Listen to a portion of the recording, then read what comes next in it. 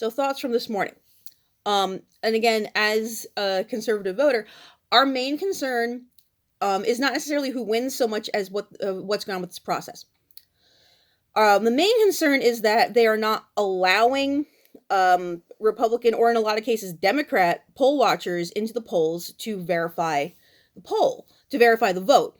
Some things that I've just kind of come across in conversation this morning are pre-debunking, like when people are bringing up the fact that there seems to be more votes, more ballots in a county than are registered voters. Now, the problem is, and I think this may be true, that they leaked the 2018 comparison in Wisconsin to pre-debunk the story that there was more votes than there were registered voters. Well, once you get that out and people go, oh, well, that's already been debunked, we're going to ignore it. If you come back and say, yeah, but this is apparently true because we're seeing this happen in many different places. So we're seeing this happen, according to Secretary of State and county websites, in individual counties in Wisconsin, not necessarily the whole state, that we know are accurate numbers.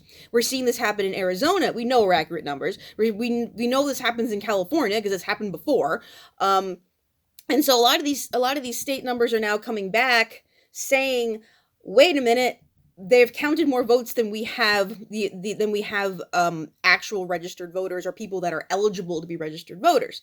The problem is because it's been pre-debunked, because the initial story that ran was questioned and claimed to be false because they claimed it was using old data. Now anything that follows that might be true automatically has shade thrown on it and people ignore it. That was done on purpose. I'm sorry, it was.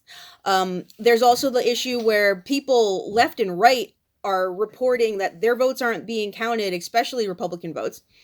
There is the issue where in Maricopa County in Arizona, I want to say National Guard, but I might be wrong, but there was an agency that went in and they were finding votes and ballots stuffed in closets. And I think the count was, they found like 70,000 votes and 44,000 plus of those, almost 45,000 of those were Trump votes, that were just stuffed in the closet. So that's questionable. We're having live feeds come in right now.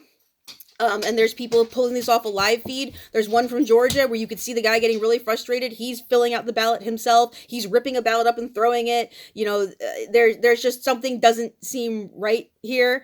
There's other feeds that were coming in from Detroit that people had taken that showed people filling out ballots, like actually stamping them as received and then filling them out.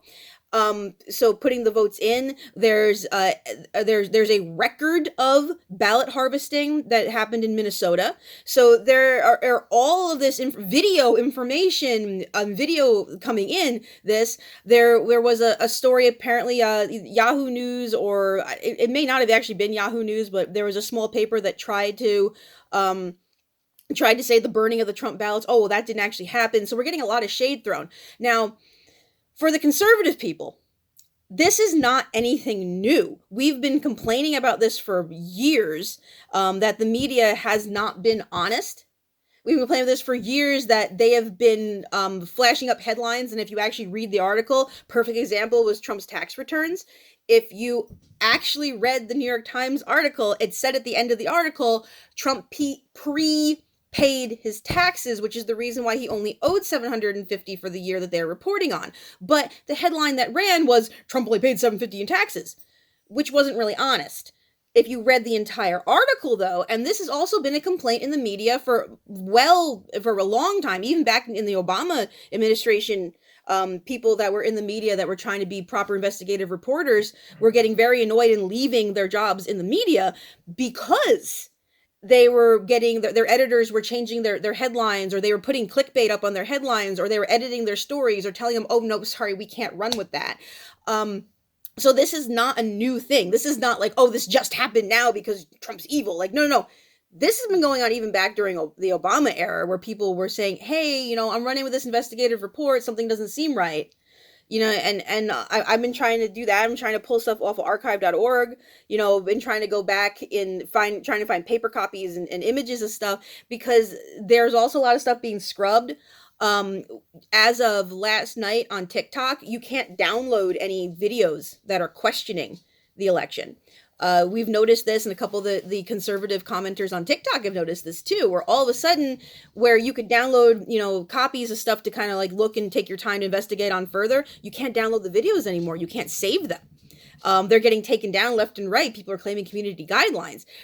Google is scrubbing it. Facebook is scrubbing it. YouTube scrubs it. I'm not even sure where I'm going to be able to post this at this point. So I'm going to put it up somewhere and it's going to get taken down. I'm just going to have to keep putting it back up until my account gets banned. But this is the kind of, constant issues that we're running into. So I do believe there is voter fraud. I'm not going to go ahead and say it's going to be bad for any candidate. I also, just even going by the current rallies that have been happening, you can't tell me that Biden had this much support. I don't even think this would have been a close race. I can tell you in my gut that I believe that if you actually did an official count, New York, California, and Illinois would all be red states right now.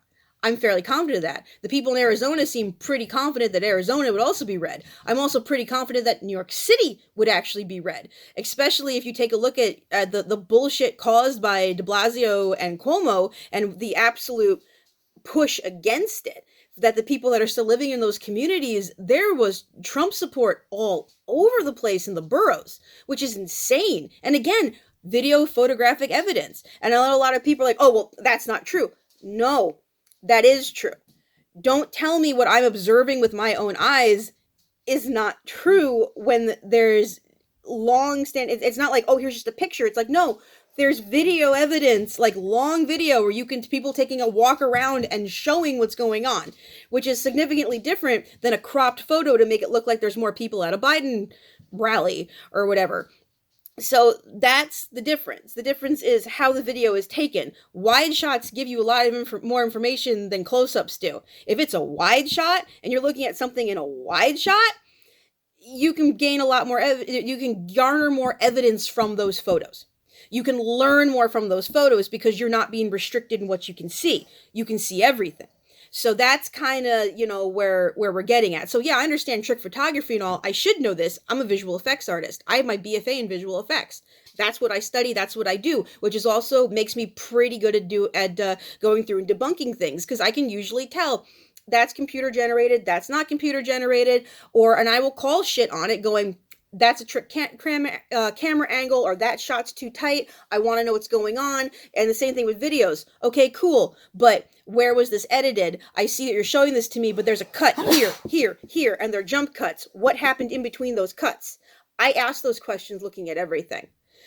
So this is what's important for the rest of America. Don't just take what the media tells you. You take what the media tells you, and then you research that shit yourself. And if you're seeing a lot of evidence that's contrary, you question it. It's important to question. Very important to question. And some of the conclusions that I'm currently coming to is something's not right. And again, the biggest red flags, not allowing observers in. That's a huge red flag. And it doesn't matter, Biden wins, Trump wins, whichever. But the fact of the matter is, if you're going to do this, do it properly. The other thing that doesn't make sense, stopping the vote count and then in 4:00 in the morning having just enough votes show up, that seems weird. The other things that seem weird to me is how much so many areas have flipped red as in the Senate and in Congress and in the smaller elections, and yet Trump didn't get that support. When I'm seeing Amish Trump trains, Amish and Jews and Orthodox Jews and African Americans and Black Americans and Indians and minorities coming out in force, they've already shown that the minority vote for Trump has been unprecedingly high. There's been a huge minority vote. You look down in Florida, you see the Cubans came out, the Latinos came out. In California, there were Latino rallies. There were Hispanic rallies pro-Trump. Beverly Hills came out in support of Trump. Illinois, you drive straight up, that all came out in support of Trump. So the numbers aren't really adding up, and the fact that they're not truly counting them correctly, or they're mysteriously coming up with ballots, or like in Arizona, they're finding ballots in closets, or live video feed, ballots are getting ripped up. All of these things should make you question if something sinister isn't going on. That seems wrong. Other points. There was a discussion earlier today on one of the Facebook posts that I was in, and I pointed out, someone basically said, well, you're being hypocrites because you said there couldn't have possibly been tampering last election, and now you're saying, I'm like, no, that's not what happened. Hillary did tamper in the last election, but they tampered with the Democrats themselves. Hillary stole the primary. We all know that. There's actual evidence of that. There was emails, there was proof of that. Hillary stole the primary in the last election. They tried to steal the actual election, but they weren't able to. But they did try. What has happened in the last 4 years with this whole, screaming wolf and, calling all this bullshit, basically going up and screaming at Trump and lies about Trump, and most of the stuff that's been in the media, again, like I referenced earlier, the headlines say one thing and the article says something different. So you have to read the entire article and then you have to get the cross-reference because shit's not right. Anyway, back to my point. What we've seen is they've learned from the last election. So what's happening in this election with the shutting out of the poll workers, with ballot harvesting like in Minnesota, with suddenly ballots and coolers showing up from unknown sources and at 3 and 4 o'clock in the morning at multiple different states, that needs to make you question, like, doesn't seem, there's a procedure supposed to go on. Another point I want to make as far as what happens with ballots and strange things. My husband, we moved out of California in 2012. I moved to Indiana in June of 2012. My husband moved to Indiana in September of 2011. All right. We have not had, we moved out of our Hollywood address. I just want to make a point of this in 2009. We then moved again to Canoga Park in like 2010, 2011. And we had become citizens of California then, so we registered to vote in California. I made sure I was no longer registered to vote when I moved. My husband did the same thing. We re-registered to vote in Indiana after we lived here for a year because that's what we do, so we could vote in our local elections. California still has Matthew registered at our Hollywood address that we have not lived at since 2009. According to the Secretary of State website and the Los Angeles County website, they sent him a mail-in ballot. And the status of that mail-in ballot was sent, and then it says received, not counted. On one website, it says it was out in the mail and hasn't been returned back. On another one, it says received, not yet counted, which is strange. So we've been kind of keeping an eye on this to see if he does end up voting in California in this election. The other thing that we thought was unusual, what I may have to call up California or have him call California to find out is, has he voted in any elections since we moved? Because I know that we haven't voted in California since we moved. We've only voted in Indiana. But that does make me wonder. And now, because I've lived in other states prior, my first voter registration was in New York. Now I'm wondering if I should maybe go check my voter registration in New York to see if for some reason I'm on the rolls in New York still, which I shouldn't be because I've been gone from New York for nearly 20 years. Or the same thing in Georgia, where I've been gone from Georgia for 10 years at least. So I just find it odd. But to me, that shows evidence of voter fraud. In past elections, in the 2008 election, my husband was a poll worker in California, in the Koreatown, in our district for Koreatown, where he again was Republican, and the way that they do it is you have to have a Republican and a Democrat. So he was paired with a Democrat, and their job was to drive the ballots to the voting precinct. And again, this is 2008. While they were sitting in the car with all the ballots for our precinct, California called our precinct for it was Obama.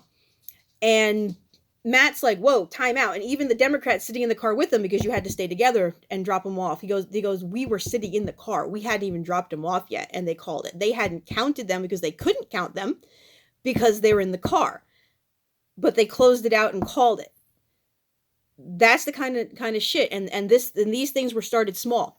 They started small, testing these things, testing, how to do that, testing the media bias, testing if the media tells people this, people are just going to take it as fact and believe it. I don't really trust the media because of this, because they're not reporting accurately. And then you're told that you can't get information from observers, direct observers, and you can't get information from third-party sites or blogs, when this is the problem. When people that are reporting this say, well, they're not really the media. Well, when the media is not being totally honest or is making shit up, who the hell are you supposed to trust? So that kind of goes with, my other questions. But yeah, basically what's come down to is I don't think there's any possible way Biden got that many votes. Just looking flat out on the Democratic platform, it is a straight up socialist platform. It is dangerous.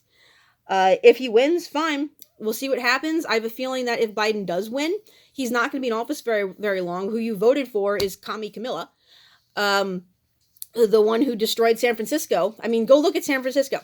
Do you really want that for the rest of the country? You have shit on the streets. You have minorities being locked up left and right. Kamala Harris has a history. Kamala Harris was the one that was keeping black men and other minorities incarcerated, basically to use as her personal slave labor. That's what we're getting down to. Well, the cities, whatever. But you're keeping people incarcerated who ignored evidence that would have exonerated people. That is questionable. Who has, very equality of outcome. And it's one of those. That's not how shit is. I mean, if you want to really do things correctly, there should be no difference. It should, personally, I think they need to take race off of applications. Number one, race and gender shouldn't be on a job application, period. It should be just by the merits. It should be, your job application should be decided on your qualifications, not your vagina. I am pretty confident I've been a diversity hire before, and it was a nightmare.